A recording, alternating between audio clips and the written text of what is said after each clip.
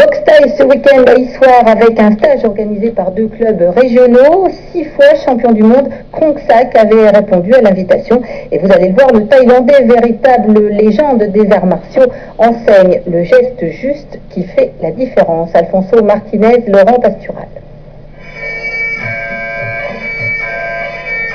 Cet homme est redoutable. En pleine concentration, Krongsak pratique la danse rituelle thaïlandaise pour conjurer les mauvais esprits. Dès l'âge de 10 ans, il débute dans un temple à Bangkok une initiation de moines et de combattants. Ensuite, il défie les meilleurs et devient très vite le leader mondial de la boxe thaï. Après 300 combats, il se retire invaincu et depuis il enseigne les techniques de cet art martial. Ce qui m'impressionne le plus, donc, c'est la facilité qu'il a donc, à faire les blocages, les esquives, la défense active, la défense passive, à contre-attaquer.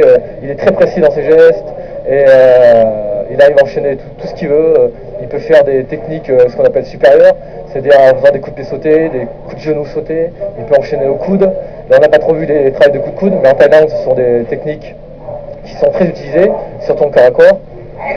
Ici, sur ces images, lors d'une démonstration, un stagiaire sans doute impressionné perd son sang-froid et délivre des coups sans contrôle. La riposte est immédiate, le maître ramènera aussitôt son disciple à la raison. Krongsak regrette cependant l'attitude souvent agressive des Occidentaux.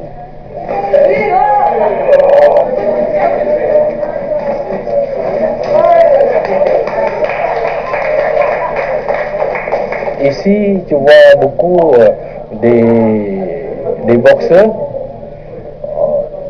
Ils sont montés sur la ring pour vraiment, c'est pour la haine, pour détruire les gens, pour vraiment vouloir pour tuer. Mais c'est pas comme ça.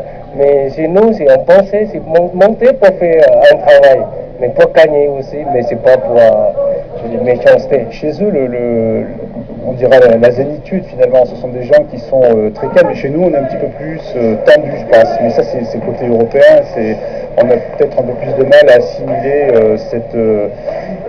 ce côté, cette sensibilité qu'ils peuvent avoir eux.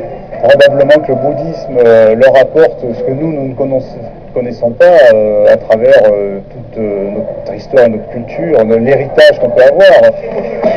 Sans rancune, Krongsak reviendra cet hiver en Auvergne pour y parrainer des rencontres internationales.